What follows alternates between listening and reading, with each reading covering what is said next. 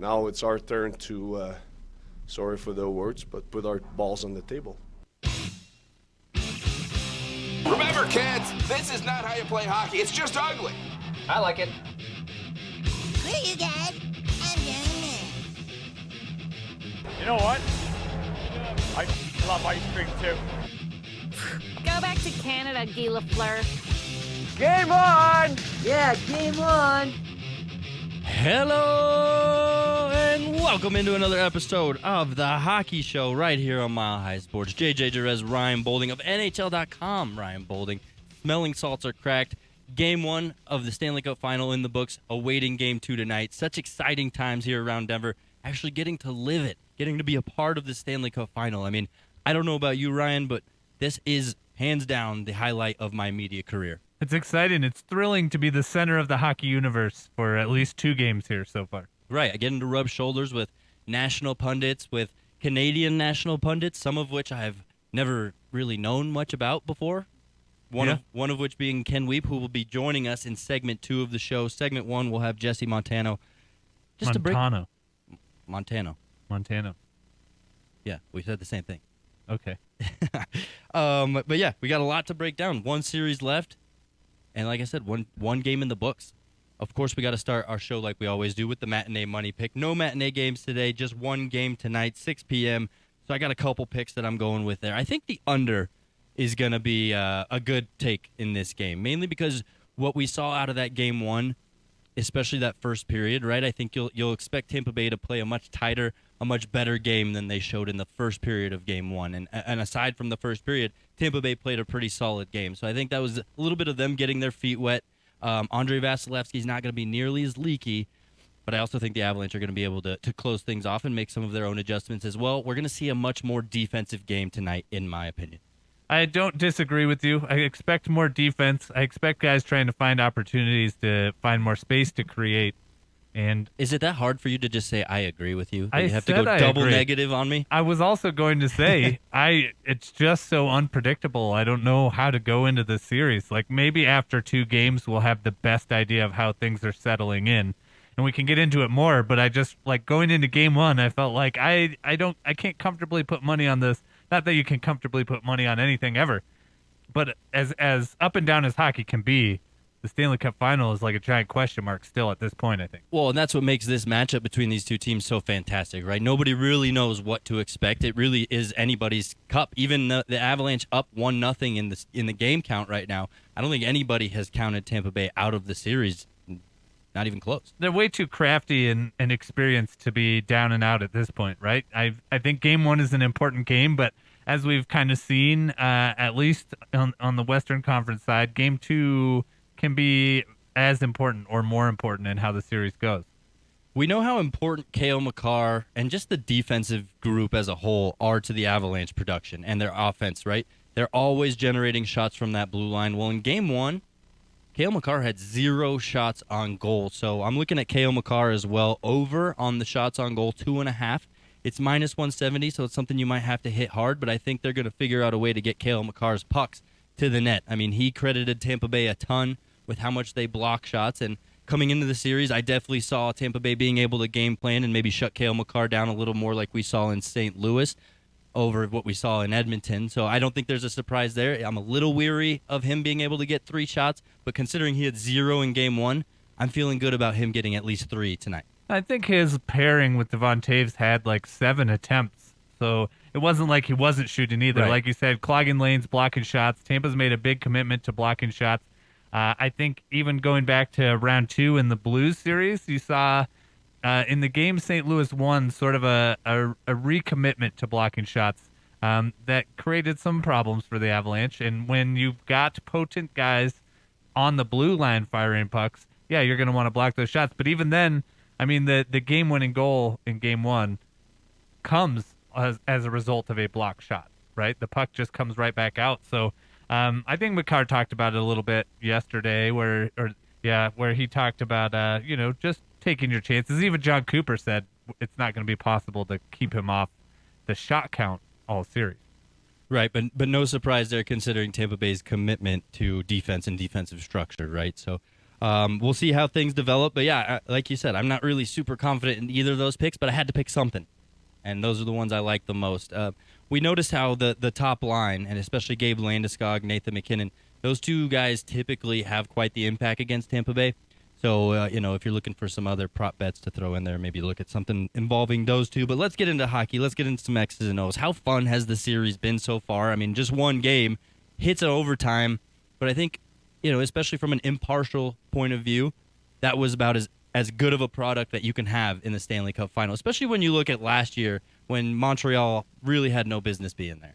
It was definitely a game where you thought, oh, are the Avalanche going to do what they've done to every team out in the West? Oh, no. Tampa's way too wily.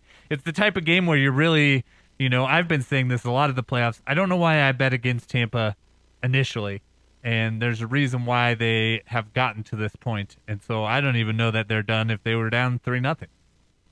Yeah, I mean, you can't ever count them out. They have the experience. But I think what we saw in Game 1 was obvious, a little bit of them getting caught off guard by what Avalanche can throw at them, speed-wise, talent-wise, right? Especially that first period. Avalanche got 3 goals in that first period, and that's when Tampa Bay was like, all right, we've arrived. This is Colorado. We got to tweak some things to make sure that they're not flying past us like they did there in that first period. So that being said, I don't know if Tampa Bay has in their tool belt the adjustments necessary to keep this Avalanche offense at bay. I mean, I think you saw that third period in Game 1, and that's what I expect this Game 2 to look a lot more like, a lot tighter, a lot less goals. But at the same time, the Avalanche were generating offense. The Avalanche were generating shots. Meanwhile, Tampa Bay was getting hemmed in their defensive zone. They weren't able to generate shots for a long stretch of time. So it just feels like the St. Louis series where, yeah, Tampa Bay might be able to keep you at bay a little bit, might be able to play some good defense, but at the end of the day, I feel like Colorado is just too potent for them to hold off for 60 minutes. There's a little bit of weathering the storm for sure. I think at least recently, the Avalanche have been scoring in bunches too, right? So there's a couple of moments where it's like a 1-2 punch to the face. They score one, they get another one real quick, and then you're in a bit of a hole as a team. But we saw in Game 1 Tampa work their way out of a deficit. We've seen in this postseason Tampa work their way out of a series deficit. I think there's a degree of feeling out where both of these teams want to affect their game and their will on the other team, and Tampa got a taste of that. And I think the big shock for them was just Colorado's speed on the forecheck. I've been noticing this all the way through the postseason, in particular with St. Louis, because I thought that was the real matchup for the Avs out of the Western Conference. And just a lot of teams didn't have time and space to break out and really get going. I even think in the first period, Tampa maybe had 3 breakouts where they controlled the puck through the neutral zone into a zone entry. Like, they did not look very good. They were struggling to get out of their own zone. There's a lot of opportunities. One of those resulted in a goal against. So I think that's kind of where Tampa's at. Like, we know now what they bring, and we got to try and equalize it a little bit, right? They got to get out of their zone quicker. They got to play the body a little harder. And I actually think they did a real good job. If you watch the way that they move through the neutral zone, and in particular the way that they move on the power play, there's a lot more passing. Sometimes it feels like they're like the Harlem Globetrotters, the way that they're passing and do drop passes and kind of like stop passes. So they're figuring out a way to get through what the Avalanche does, but ultimately it's going to come down to doing that quicker. Yeah, I think one thing that they really did well, and the Avalanche were fortunate to only give up 1 goal on this, was the backdoor pass, and especially Nikita Kucherov. He somehow has such an eye for that back door that when nobody's expecting it, nobody sees it, he finds somebody all alone ready for the tap-in, and that's how they scored on 1 goal there.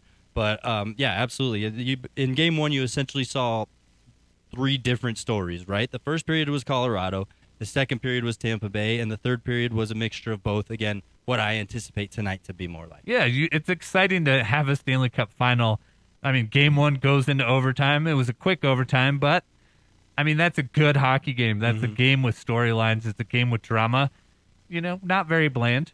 It was good. Yeah, and amazing from Colorado's standpoint to not having been here before, not having that Stanley Cup experience, being able to keep that even keel mindset and finish the game off early in overtime, not making it go too long, which they've done all playoffs long. They've only lost one overtime game. The other ones that they've played, they kind of took care of pretty quickly. Yeah, and Tampa's played the Avs 3 times now, and they were 0-1-1 with an overtime game there. So they know what to expect. And tonight, I expect Tampa to be a little bit tighter. You know, they had some guys. They had Braden Point returning to the lineup for the first time since Game 7 since May 31st, since Game 7 against Toronto. And then Brandon Hagel, you know, was he going to play? Wasn't he going to play? He played, you know. So I think, you know, there's some guys kind of shaking the rust off, whereas the Avs maybe, you know, poured it on early and then had to battle through a little bit of rust, 8 days off before games. So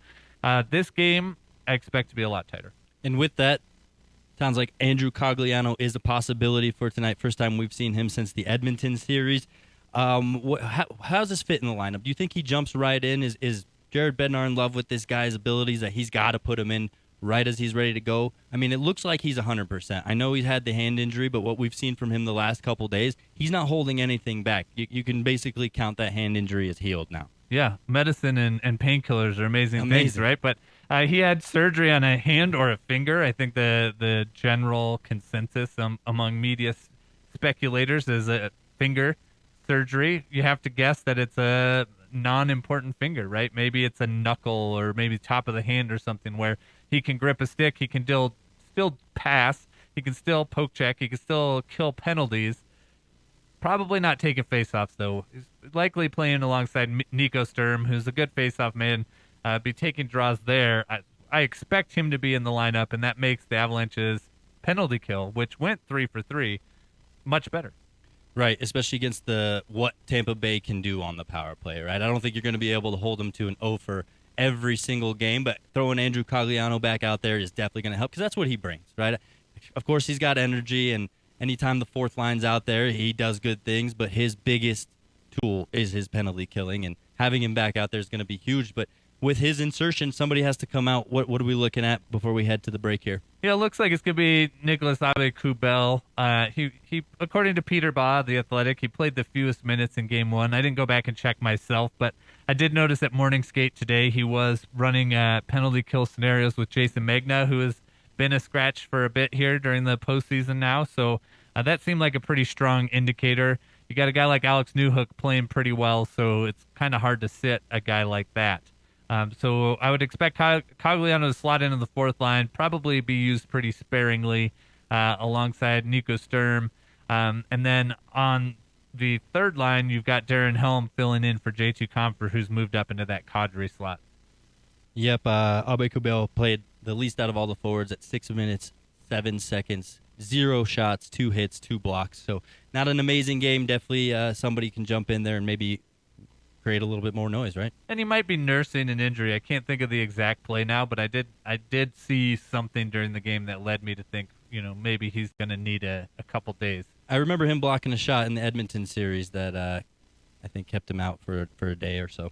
But yeah, that'll do it for this portion. We're getting to Jesse Montano next to break down the Avalanche side of things with us. You know, he hasn't missed a game, that guy. Wild. Road or home.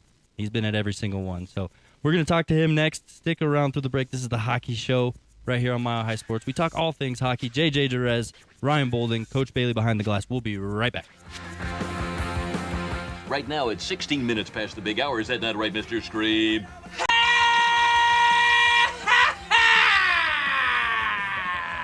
Great, good stuff. I think people are getting really cranked. And we're back.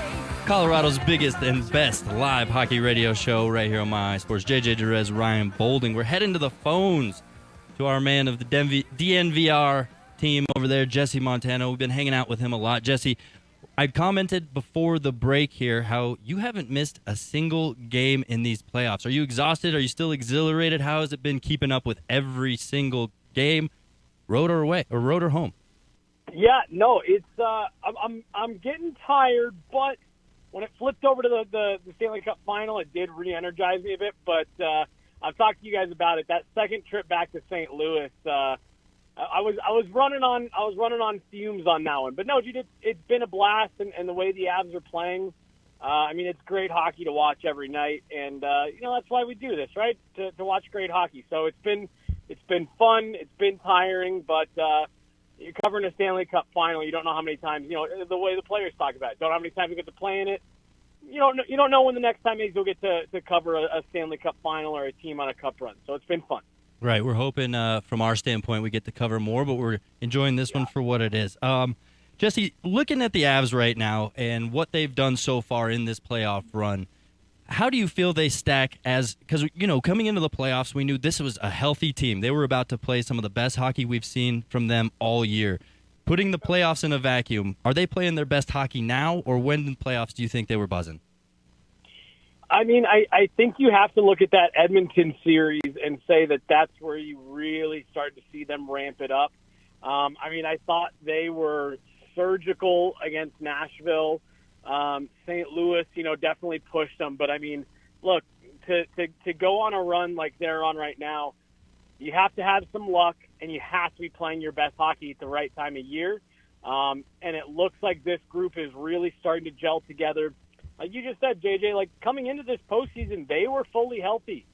They are not fully healthy right now. They've been missing two major pieces off their roster for weeks now. Sam Girard goes down in the Blues series. Nazem Kadri obviously goes down in game 3 of the Edmonton series.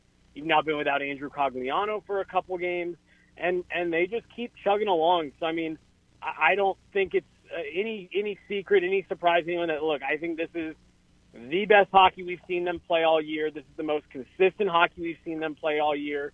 And this may be the most cohesive that this group has looked all season. Injuries, anything that's kind of been thrown their way, they just keep chugging along. I think one of the most interesting things about how the Avalanche are performing at this level at this point in time is that you could have a game where, Nathan MacKinnon isn't really doing much, where Cale Makar isn't really doing much. You have the main guys not getting on the score sheet, but you have the support players, the Val Nichushkins, the Andrei Burakovskys, the Arturi Lekkonens filling in the gap. And that's kind of the sign of a good team, right? That these guys who aren't your day-to-day goal scorers can pick up the slack when the other guys are getting shut down. I'm just curious, what are your thoughts on how they've played and just how important is Val Nichushkin to this team? Well, so I guess let's start there. He comes in, 3-4 years ago now on a league minimum deal, coming back from the KHL, just trying to find a home in the National Hockey League again, is really effective in the Avs' bottom 6. And I swear, it seems like every time over the last 4 years Val Nichushkin has stepped on the ice, he's gotten better. And now it's all the way elevated to the point where he is a first-line winger. You guys have heard it. I've lost track of the amount of national media that have asked about Val Nichushkin in media availability with Jared Bednar. Everybody's kind of starting to understand just how good this guy is. Huge body, an absolute workhorse. He's got speed. He's got some finish, and his forecheck, his puck pursuit is on another level right now. But no, Ryan, to answer your question about how important it is to have this depth, look, you hear guys say it all the time, right? And the cliche saying in sports is next man up. It has been someone different for the Avs almost every single night. Pick a guy, right? JT Compher, Arturi Lekkonen, Darren Helm, Val Nichushkin, Mikko Rantanen, and then you have Cale Makar, Nathan MacKinnon. It's been someone different almost every night. I go back to Game 6 of Round 2 when I'm talking to people about this run. It was 2 goals from JT Compher and a goal from Darren Helm to win it. Jared Bednar is very comfortable rolling his bottom 6, his fourth line in big minutes, in crunch time.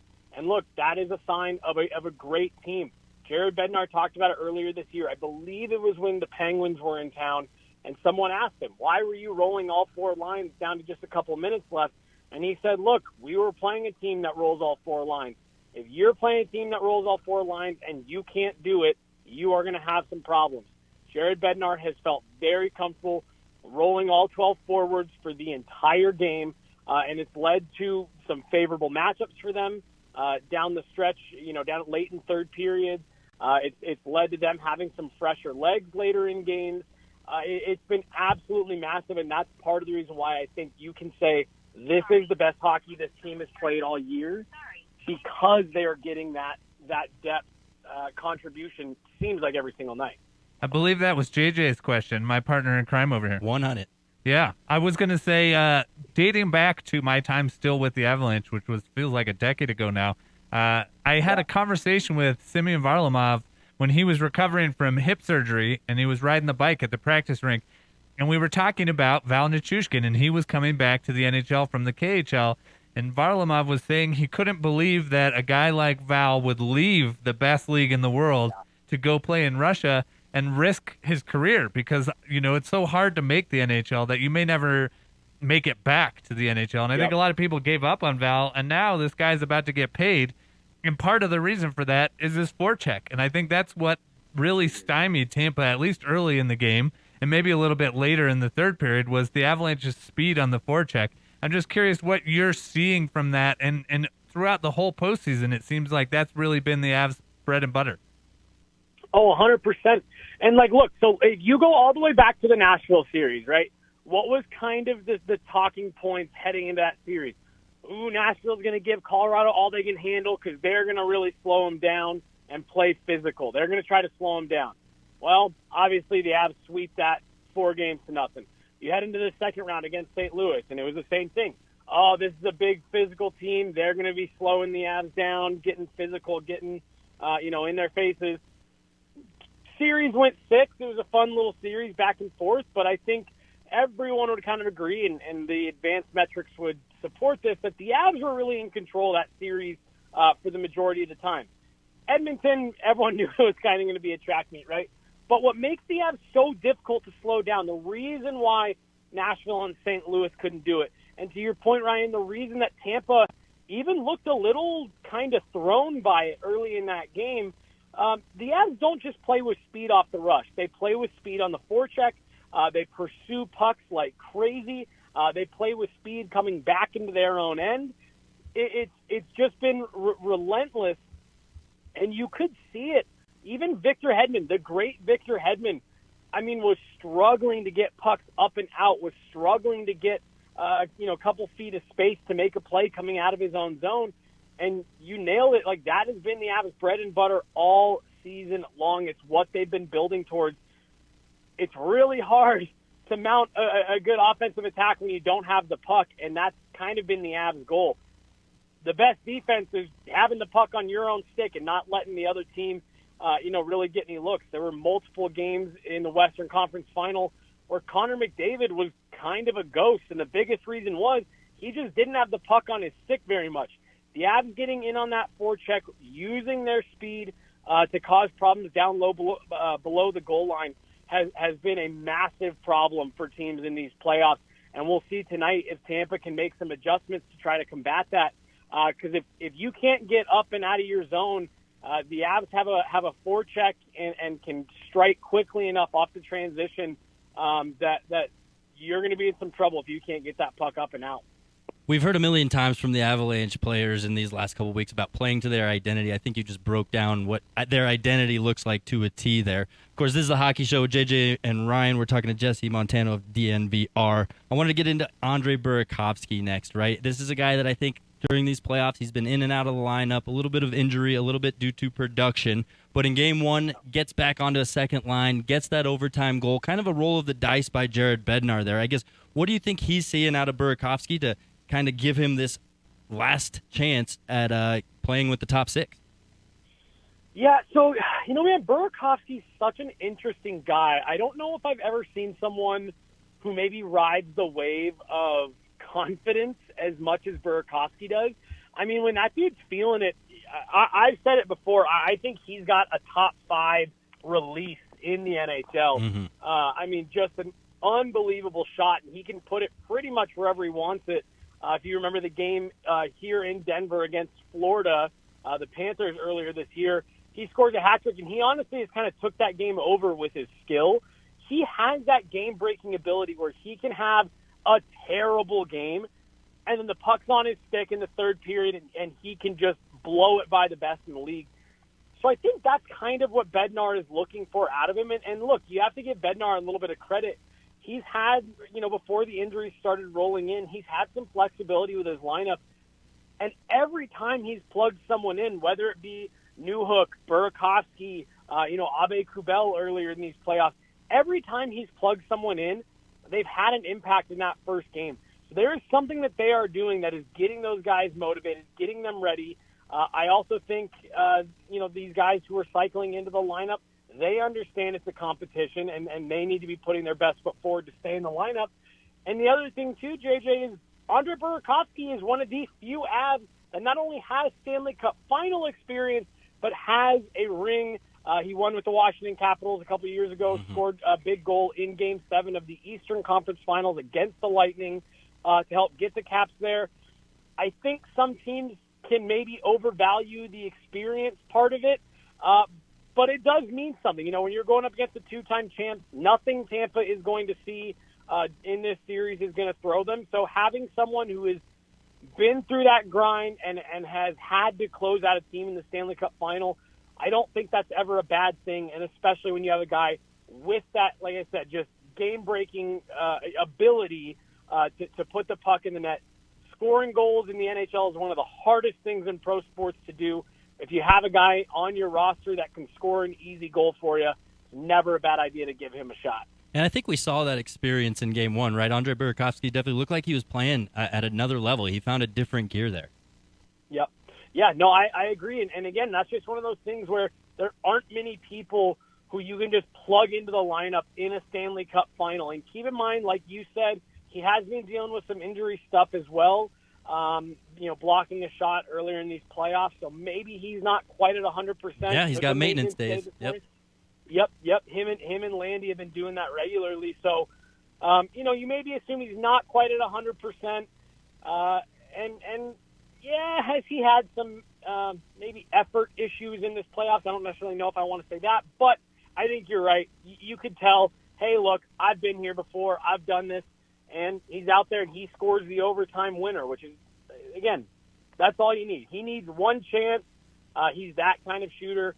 And if he feels comfortable in a cup final game and you feel you can get the puck on his stick, I like him being in the lineup. I don't see any reason why you'd pull him out unless the leg injury really started bothering him to the point where he couldn't go.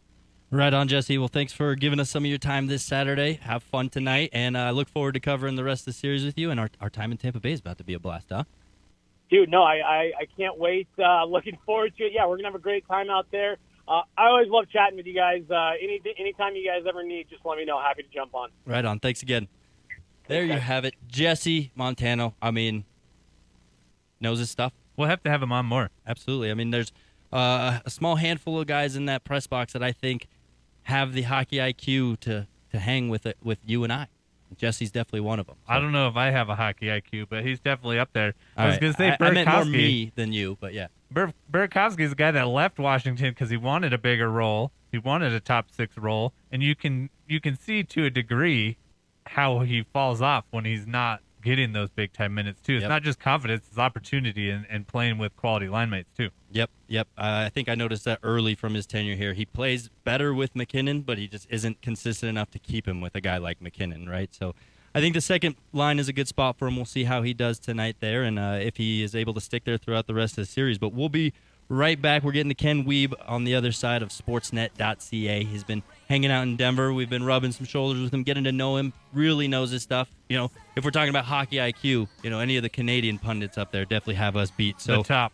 We'll get to him next. Thanks for hanging out with us so far. We'll be right back on the other side with Ken Wiebe. This is the Hockey Show. JJ Derez, Ryan Bolding, Mile High Sports. Let's go, Colorado! And we're back. Colorado's biggest and best live hockey radio show right here on Mile High Sports. JJ Derez, Ryan Bolding. We're going right back to the phones.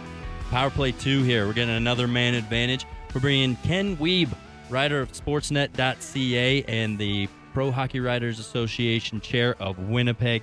He's been here covering the entire series so far. He was here on Media Day, so it's been a few days that he's spent some time here in Denver. So, Ken, thanks for hanging out with us, and how have you enjoyed Denver so far during these playoffs?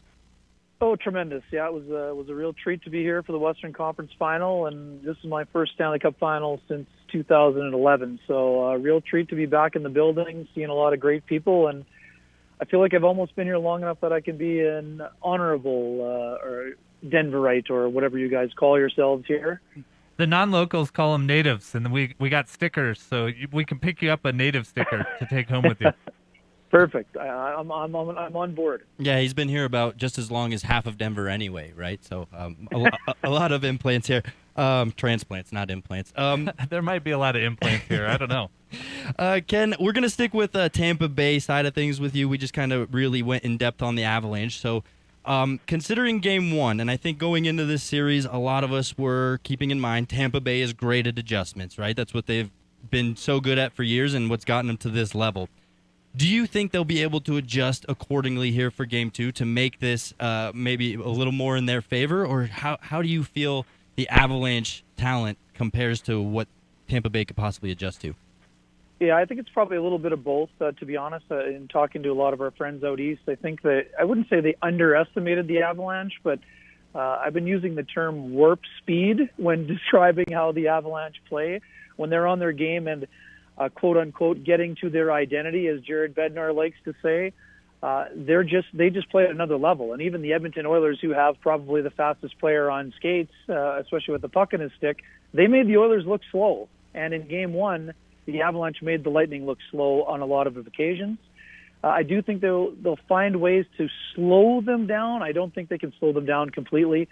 I think they'll try to be a little bit more physical.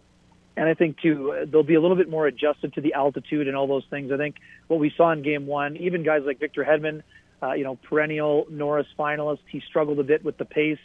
I think he'll be much better in Game 2. You won't see many nights where Victor Hedman turns the puck over twice on a single shift, and it ended up in the back of the net on that occasion. And it'll be interesting. I think that the Lightning have more to give, but you guys, I think you'd agree. I think the Avalanche, they played well in Game 1, but I don't think that was peak performance from the Avalanche either. So the whole cat and mouse and back and forth game will be very interesting. What I do think in terms of the Lightning, though, specifically, Braden Point, I expect him. I think he was fine under the circumstances, guys. He hadn't played since round 1. I thought he moved okay, but I think there was a little more gliding to his game. We saw him at the practice the day before. He was buzzing around, but it's tough to be buzzing around when you haven't played in almost 2 months. So he was effective, but he didn't have any shots on goal, and he's the driver for their offensive bust in a similar manner to how Nate McKinnon drives for the Avalanche. So I expect him to be better. And also I thought it was a little bit of a quiet game for Steven Stamkos, the Lightning captain, not as involved offensively as we would expect. And even Nikita Kucherov, he had a all-world highlight reel special, something you don't see often. See Taves and Makar get beaten, but I didn't think he was at peak performance either. Andrei Palat was one of their better forwards, but they're kind of grinding guys down the lineup. I would expect to see a little bit more from the Alex Killorns of the world. And I didn't really like Brandon Hagel's game much either. Yes, maybe he's dealing with the flu, and it was a tough go for Anthony Cirelli, guys. We talked about this, the matchup. I mean, would Jared Bednar embrace the head-to-head with Nathan McKinnon as he has going up against Ryan O'Reilly and Connor McDavid previously? He did. I mean, they didn't go to it full time, but he wasn't afraid of it, and that line got kind of caved in when it came to the analytics in Game 1. I would expect Cirelli to be much better in Game 2 as well. Kenny, you covered pretty much everybody, and so I'm going to go to the back of the back end here. Yeah. And say I saw a statistic that said if the stats trended the way they are and the Avalanche were to win this series, Darcy Kemper and Pavel Francouz could have the worst save percentage of a tandem in the postseason. Now, on the other end, since we're kind of talking Tampa here, Vasilevskiy only gets better as time goes on. That was his worst first period of a playoff game in his career, and he still recovered to force the game into overtime. How does he have more to give here? Like, how does Vasilevskiy change the dynamic of this series? Sure, for sure. The thing for me, Vasilevskiy was good after the first period. Actually, in fact, he was probably excellent, and there were even times in the first period when there could have been an extension of those 2-goal leads, but he made some big saves. But, if you're the Avalanche, if Andrei Vasilevskiy gives up at least one softie and one on the softer side, you need to win that hockey game, because he's not going to give up many muffins in this series. So to me, obviously, Vasilevskiy's bounce back numbers are exceptional. 17-1 in his last 18 after a loss. that lone loss coming last round to the New York Rangers in Game 2. He's going to get better, but I think that he's going to be seeing high volume and high quality as we continue to go. Obviously, I'm sure you talked about it with JJ earlier. I don't see another scenario where Cale Makar and Devon Toews go without a shot on goal. They were still very, involved in the offense. I think the second wave opportunities are something Tampa's going to have trouble with, and I would include Bo Byram in that group, guys. I thought Bo Byram was exceptional in Game 1 in terms of his risk-reward element, but being involved and using his legs to help on that secondary wave of offensive attack while not putting himself in a situation where he could be caught defensively. And that's something I think that Tampa's going to try to adjust to.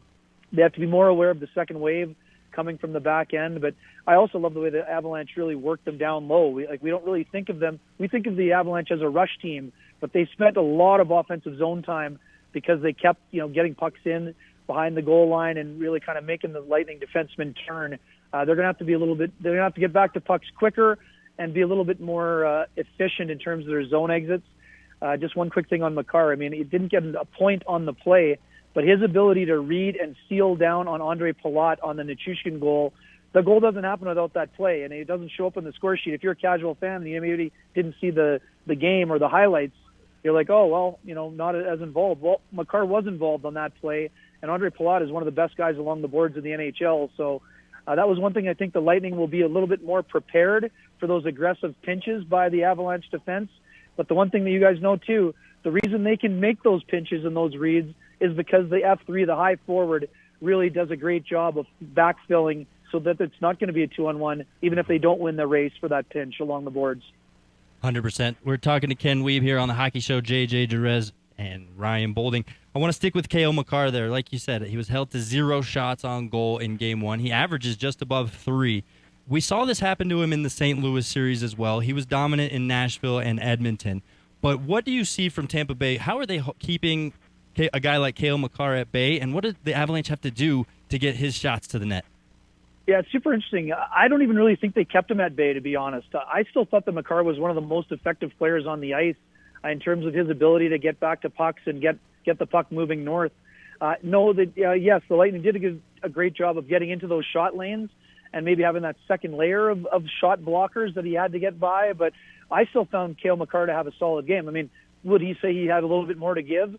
Sure. And, would he have liked that play back? Maybe he kind of, like he said himself yesterday, he kind of got caught, I wouldn't say napping, but it was like that one momentary lapse where he I think he was just flat out surprised that Toews got beat on the play, and he just sort of lost his awareness on Palat for that brief second. But I don't really think that they kept him at bay. 9 shot attempts is a very involved game. Now, we know John Cooper talked about going up against Adam Fox and how that maybe helped prepare them for Makar, but Makar is at a completely different skating level when it comes to Adam Fox, with all due respect to Adam Fox.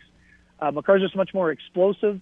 I don't see the Lightning being able to keep him in check, whether that's at 5-on-5 or on the power play, which, as we know, especially during that 5-on-3, it was a bit of a shooting gallery there, and Makar was very much a big factor there in terms of his puck movement and ability to get pucks in the right kind of lanes. But, I mean, you have to give the Lightning credit. They did do a good job of keeping him kind of in check in terms of the score sheet. But John Cooper said himself yesterday, if you think that Cale Makar is going to be held without a shot very often, that's on you, because they don't expect to be able to keep him contained throughout this whole series. But they'll do their best, and they'll have to kind of keep him in check if they want to win the series.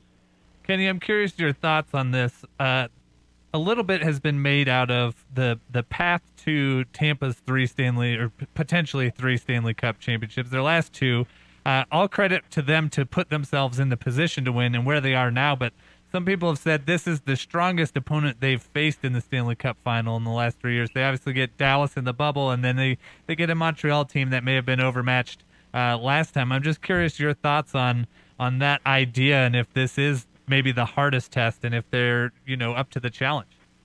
Yeah, I think they're up to the challenge, and I wouldn't discount either one of those opponents. I mean, I was in the bubble just for the qualifying round, but was able to see Dallas a lot that year, given the fact they play in the Central Division that we all cover here. That was a good team. They didn't score much, but they were full marks getting there. And in terms of last year, I mean, I covered the series of Jets and Canadiens.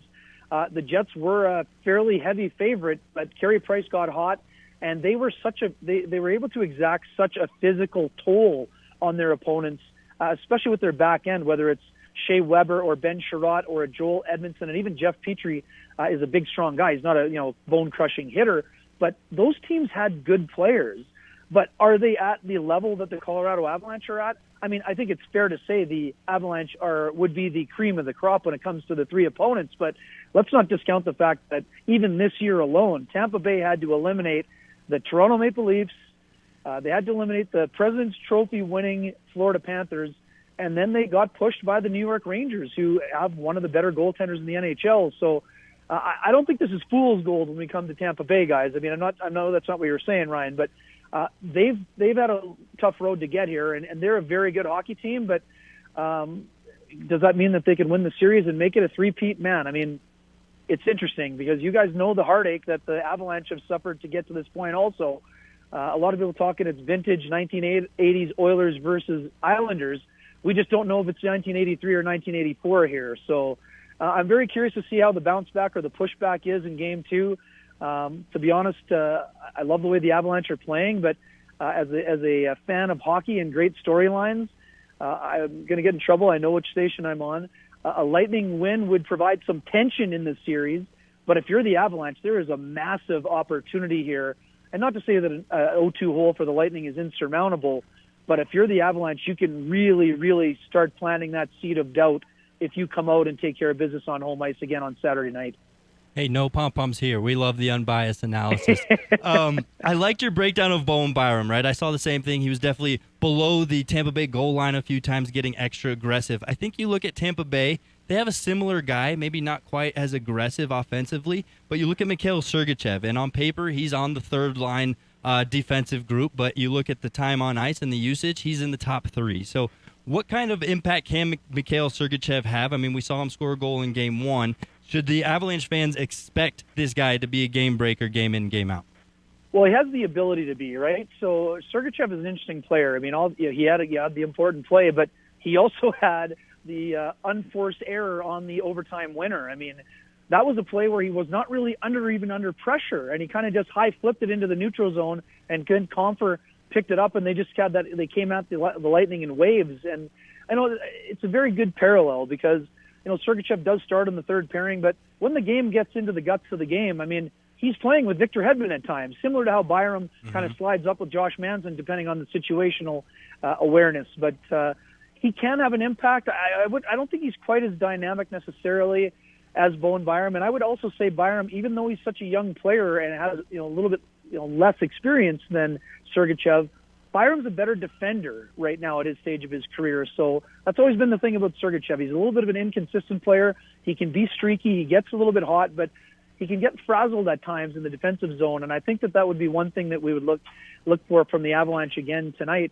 I think they're going to dump the puck into his corner quite a bit. He's a guy that he's not afraid to mix it up, but I think the tenacity of the forecheck for the Avalanche, especially a guy like Logan O'Connor in Game 1, really used his speed to be effective. And he was one of the big reasons that they were able to get those turnovers and had the Lightning a little bit discombobulated in the defensive zone. Last one for me, Kenny. I want to take let's say a 10-mile view here and ask you. You've been in the press conferences. You've been watching the games. You're around. What is nobody talking about that you think should be a bigger storyline, or what are we missing here?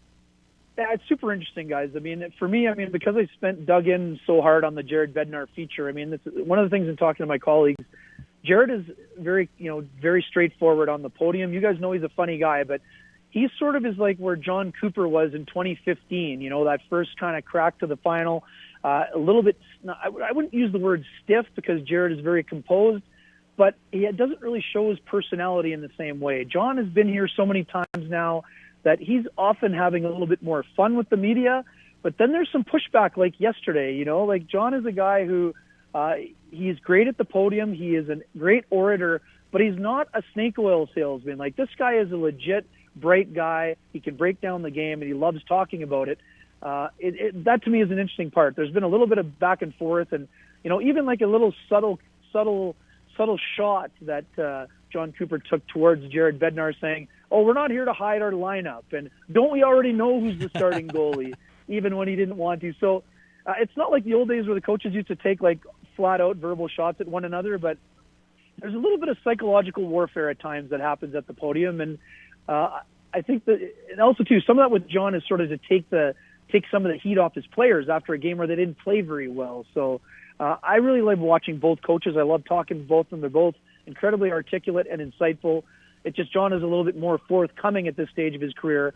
But, being around Jared a little bit now for the last few rounds and knowing his backstory, I think he'll get more and more comfortable in those scenarios. I'm not saying he's going to be up there cracking jokes all the time, but I think he's an incredibly bright hockey mind.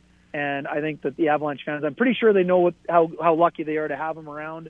But man, oh man, this is a guy who's, we know going into the series, the biggest thing was talking about was the goaltending matchup. And the second biggest people thought, well, John Cooper has been, leaving coaches in his wake in terms of in-game adjustments.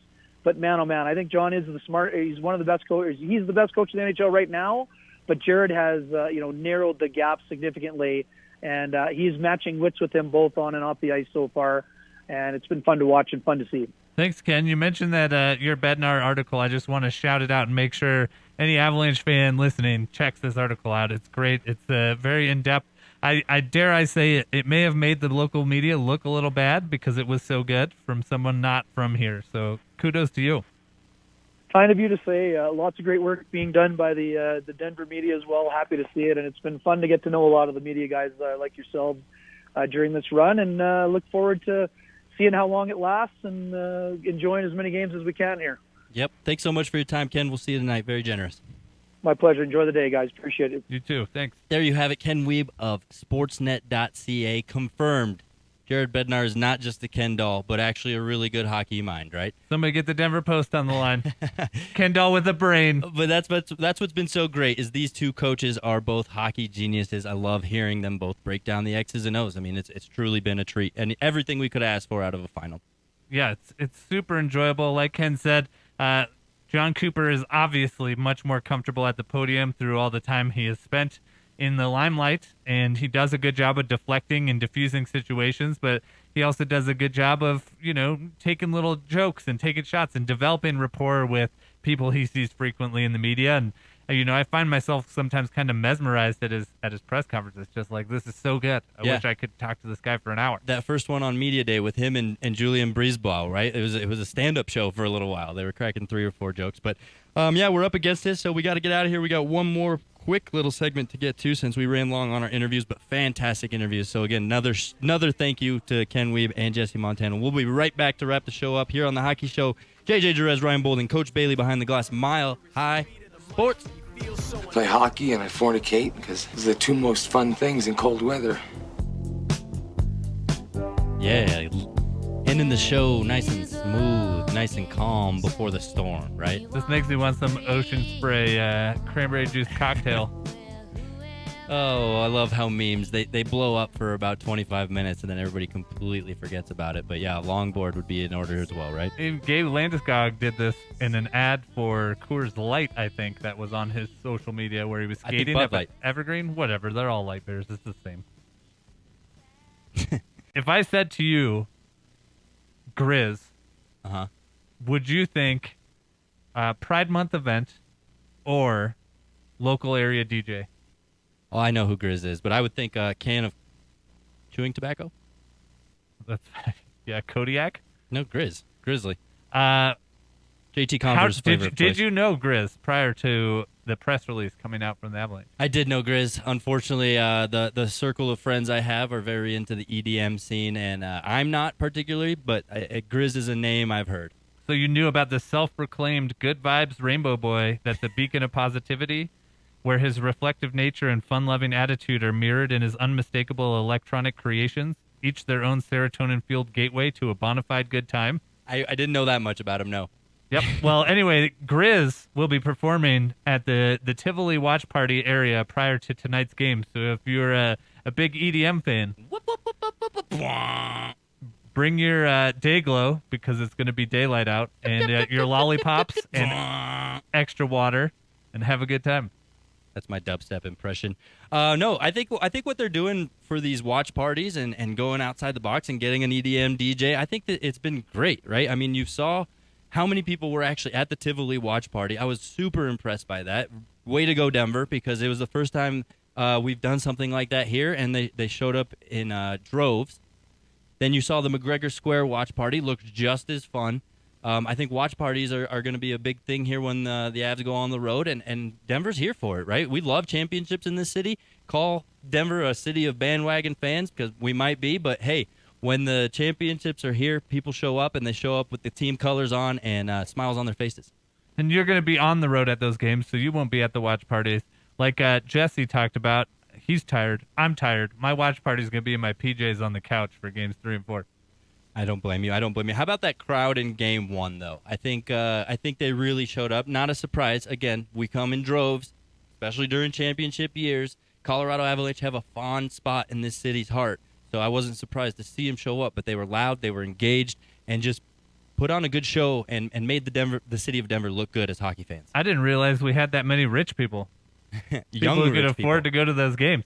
And predictably, as it should have been, probably the best All the Small Things sing-along we've had this year, with the exception of the lazy-ass cheering, clapping, patting on the back during the na-na-na-na-na-na part that nobody seems capable of singing. I'm disappointed every time. It seems like there's a common understanding that once the na-na-na-na-nas come, it stops. And I know that's been driving you crazy since the genesis of this thing. So if you want to get that off your chest, go for it. But I just think it's understood stadium-wide that's where on my chest. That's where it ends. It's stuck on my chest right now. They had Mark Hoppus introduce the video, and I missed what he said, but that was awesome. Mark Hoppus is the bass player and one of the lead singers of Blink-182. And I want Mark Hoppus to chime in and like help them out with the number of na-na-nas, and let's get the crowd to do it. Like, do the song. There are more words than just "work sucks," I know. I mean, Grizz is a great pull, right? But what if they were able to bring in Blink-182 just to do one song? I said this months ago. If Blink-182 isn't performing at the parade, fail. Everybody's fired. No, I think everybody's done a great job, though. I think the city of Denver has really shown up for the Stanley Cup Final and just proves that this is a hockey town when you need it to be. Sorry, Detroit. There's a new hockey town in town. That'll do it for today's episode. We got a game to go catch today. Game 2. Let's get your predictions before we head out the door here. You're a fool. A prediction? I guess I'm going to predict that Tampa wins.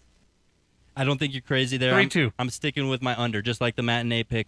Under 6 goals it was today, and that was at a minus 105. I like it. So, yeah, everybody enjoy Game 2. Who are you picking to win? You don't get to just say under. Yeah, I do. That's my prediction. I'm taking the under. This guy, Danny. Get out of here. I'll be in Tampa Bay, so look out for all my content and everything coming next week. Thanks to everybody who's participated in what I've put out there so far. Same thing with Ryan. I know he's done a lot of work and a lot of good content out there, bringing you guys closer to the team you guys love. So enjoy Game 2 and enjoy 3 and 4, and we'll be back next week. Hopefully there's still hockey to be had, right? Because Game 5 is supposed to be Friday. Hopefully we're not done then, because I love the hockey show. I love the Stanley Cup Finals, and I hate how fast it's flying before Let's our go eyes. to Game 7. Let's do it. Let's do it. Overtime. Game 7, Jack Johnson goal. Oh, the way the season started is the way the season ended. Exactly. Thanks, everybody, for hanging out with us here on the hockey show. We'll catch you next week. Enjoy Grizz. For Ryan, I'm JJ. See you later.